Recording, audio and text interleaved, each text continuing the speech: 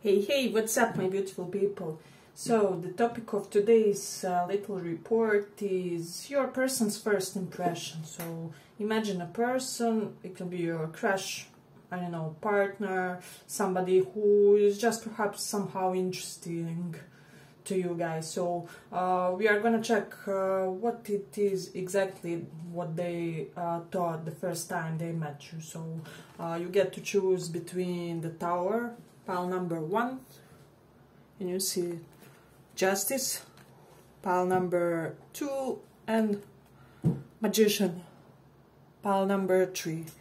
So let's see, for those of you who chose this Tower, pile number 1, what was your person's first impression?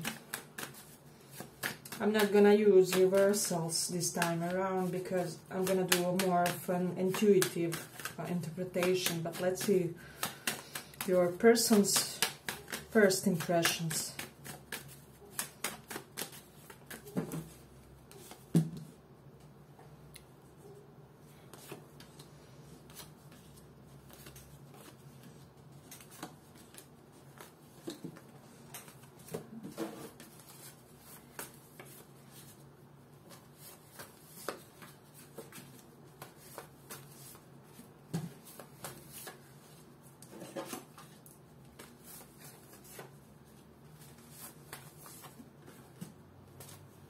Okay.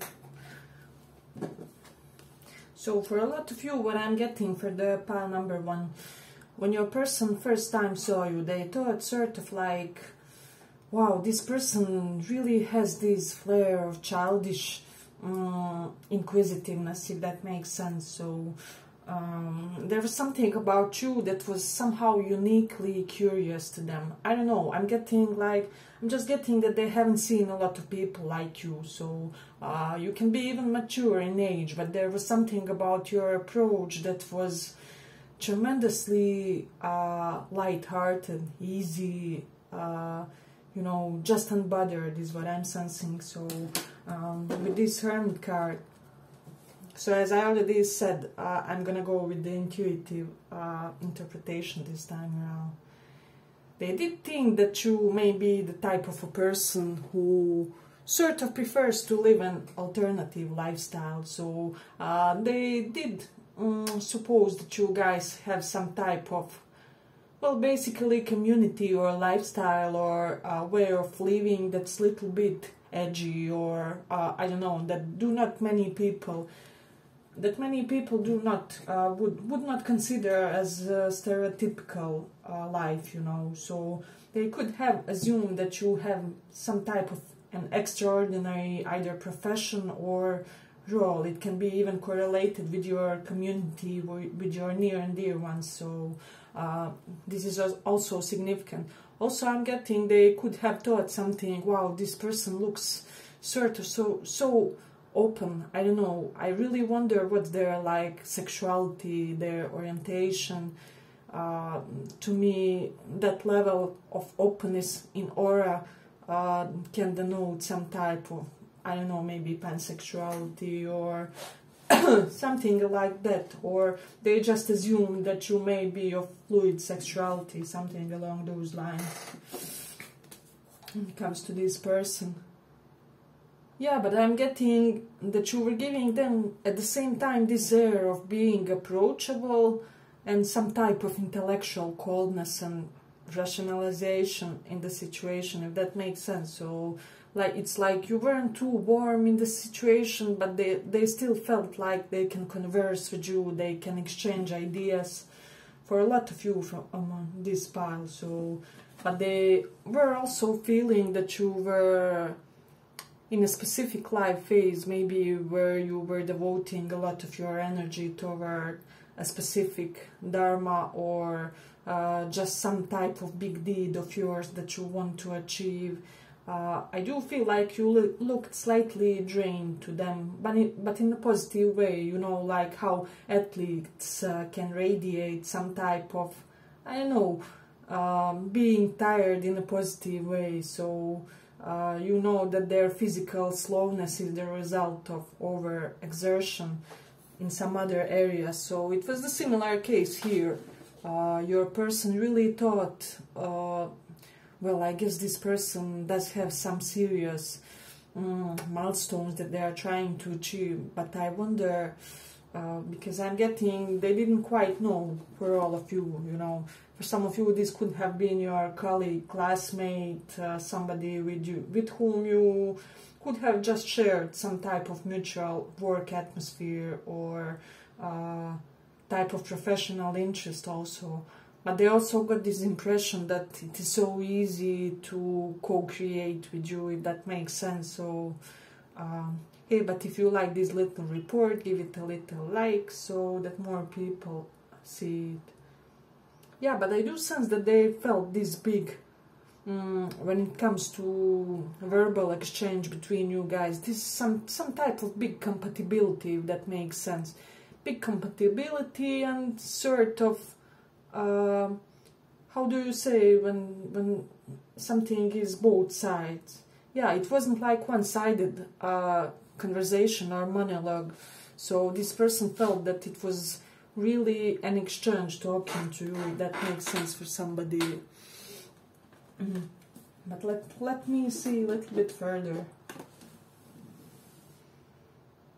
Oh, this person secretly assumed that you must have a lot of like, I don't know why, but like ex-lovers pining after you or something along those lines. Like ex-lovers pining after you, but you somehow being oblivious to that, if that makes sense. So I'm sure this will make sense with somebody, because this person saw you as this sort of desired by many, but sort of a pathetic person, a pathetic type of a person with regards to that. So this is quite an interesting pile. But with the moon in the second house, they did saw you as somebody quite concentrated on your stability, or you may be hyper aware of your, how do you look, your face, your level of representativeness, if that makes sense. So some of you may have made with the moon in second house some extra efforts when it comes to your hair or makeup, or just something correlated with the way you dressed or some type of accessories you wore. And this is something that they noticed and acknowledged about you. So, but with the Scorpio in the fourth house, I do sense that this person was like, wow, you know, this person must be very private about their home environment, their family conditions, because I do feel like even if you spoke in a very, how do I say, irrelevant but intriguing type of way. So with Venus in Sagittarius, I already said something about, how do I say, sexual openness or sexual fluidity. So it can be something correlated with that, but also they could have thought that a lot of older people somehow hit up on you. It can be that you have this timeless quality to you, even if you are younger. I do sense there may be like flair to your style or something which makes older people even more intrigued and wanting to get with you also. So, but this is interesting. Let me check further. With Saturn in the second house, I'm sensing that you haven't spoke a lot in this connection, in this when you met this person, but I feel like whatever you said, it was deeply it was coming out in somehow deep, coldish, elegant type of way of expressions. I'm getting you may have like Mercury in Capricorn, or just speak like them. It's something like my speech, like where the speech is, or the tone may be a little bit slightly lower than, you know, you can speak like Aries people do, but you speak in a slow but accurate and to the point, and how do I say, attention consuming way for some of you, because Mercury in Cap can denote that. And also that you only speak about important things, or about, for some of you, you could have only spoke about like professional matters or status or something correlated, authority, professional books. I don't know what was the situation. So we do have North Node in Taurus and Jupiter in the first house. Let me just check.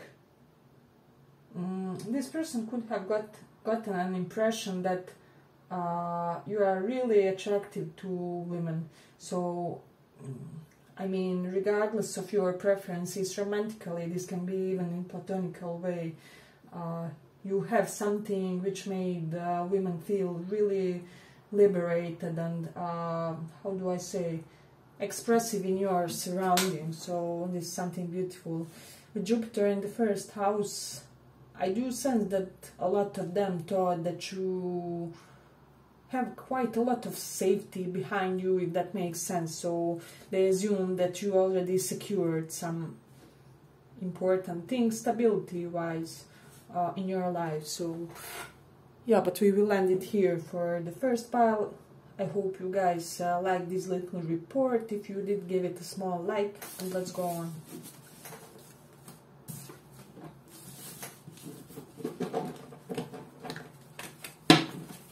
So, for those of you who chose this Justice pile,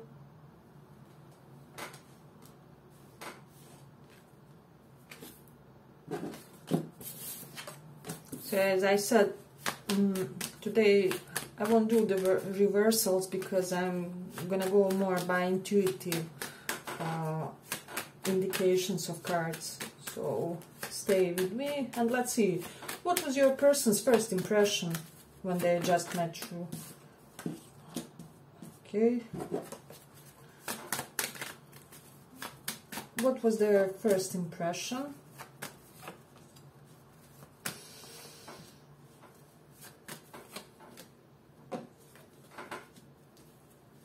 Take one more.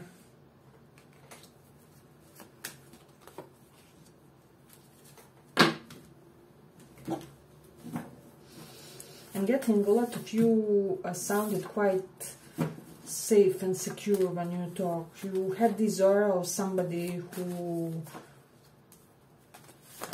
really has the air and flair of stability about you. So there was something very grounded about you guys, is what I'm sensing when they first met you. It can be for some of you that you met like in nature or somewhere where they could see you, I don't know, getting your hands dirty or mixing different ingredients to make something, or like making lunch for more than one person.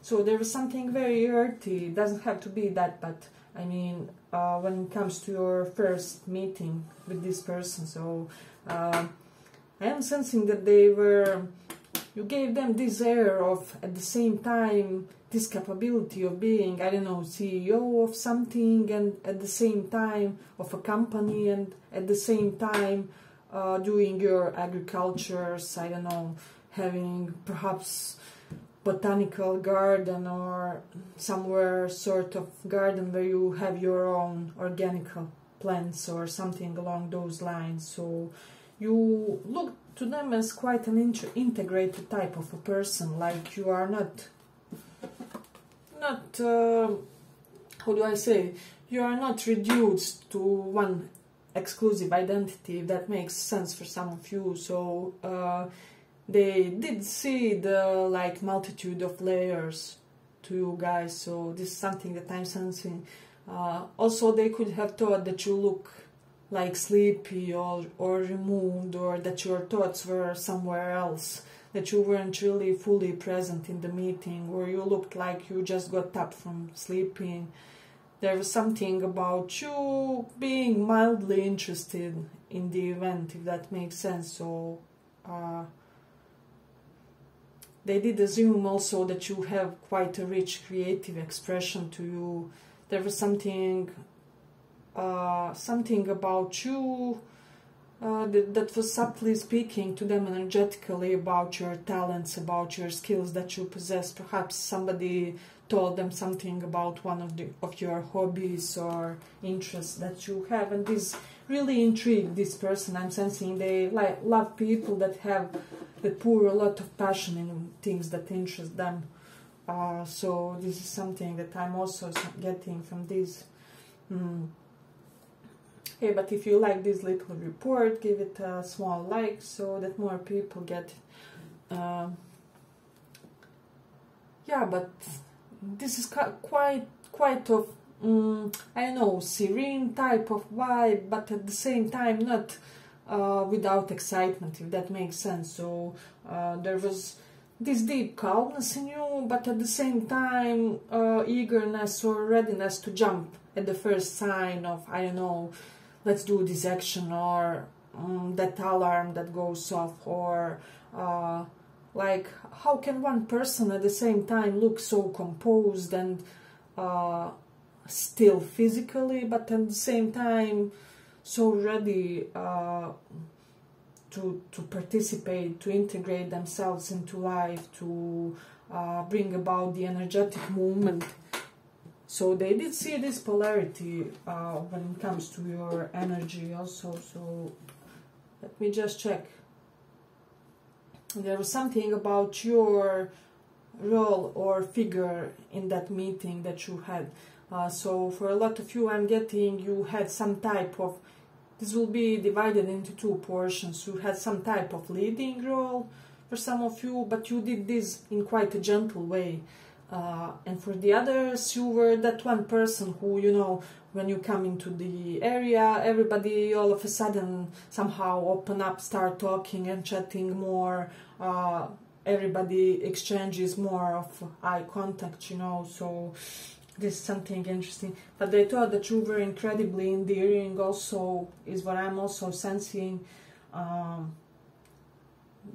They were thinking something about the regularity of your proportions, so there was something very, how do I say it, harmonious about your physical arrangements for a lot of you guys. So this person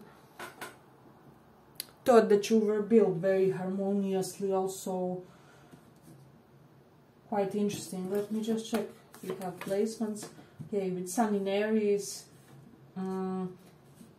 They did think that you had this air of excitability, or you had this power to engage others, to start talking more, start storytelling for somebody, is what I'm also sensing. So there was something like childish about how you acted, but at the same time, how do I say, radiating authority. So this juxtaposition of childishness and authority in your vibe, in your energy.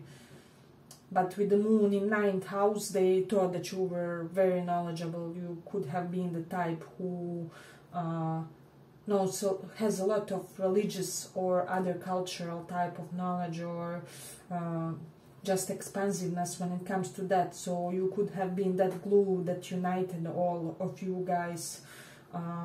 It could have been like party or meeting of different cultures, ethnicity, races, and you were somehow that one person that makes everything go smoothly and fluidly. And so but it is interesting with the Aries in the 10th house. You did appear as somebody quite innovative, how do I say, innovative with regards to your careers. So for some of you, there could have been some type of story about your career or business endeavors. So I'm getting that this person thought that some ideas of yours were very, how do I say it, were very out there and will yield quite powerful and positive results in the future, and that they will bring a lot of celebratory vibe to you guys. So this is something that they thought. With the Leo in the 2nd house, They did admire your hair, something about your hair and facial arrangement. If you were a guy, perhaps you had especially well shaped beard at that time, or if you were women, you could have gone to, I don't know, hairdressers the day before. So this is something significant. There was some element of being high class when it comes to your head area at that specific point when you met this person. So let me just check. With Mercury in the 11th house, they did think that you may have quite a lot of unusual type of knowledge, so not the type of knowledge that everybody sees. For example, you know the facts about, I don't know, MBTI. I mean, MBTI is not rare nowadays. A lot of people know about it, but in certain circles it is, you know. So with the Saturn in Scorpio, you didn't seem like a person with a lot of baggage to them. So they may have thought that you are somebody quite unburdened, quite psychologically hygienic, if that makes sense for somebody. So yeah, but I will end it here for the second pile. I hope you guys enjoyed this little report, and thank you for listening.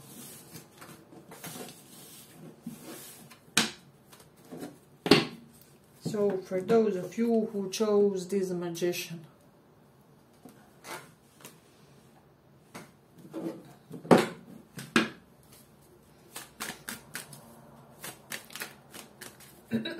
so today I'm not taking the reversal, it's intuitive, it's about your person's first impression. Imagine a person, your possible crush, situationship partner, lover, I don't know. Check their first impression.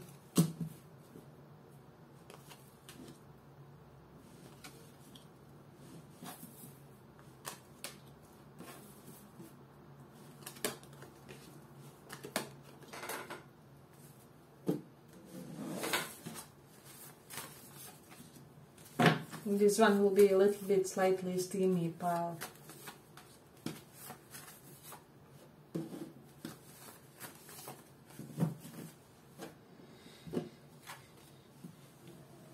You get this, you had for them this air of being sort of quite self-contained, they could have even thought that you were in a little bit of self-preservation mode. You weren't giving out too much, but you were giving just enough, if that makes sense. So, strong, silent, vibrant type of strength is what they felt about you. So, they felt that you were this tremendously strong and rock type of a person for others, but that you don't have the need to emphasize that, like you are natural patriarch or matriarch, is the vibe that they got for you also. So I'm getting they admired your jawline, that there was something about your jawline, about your eyes and gaze specifically. There's some type of, I'm getting you have some type of expression in your eyes. It's like they are alive, and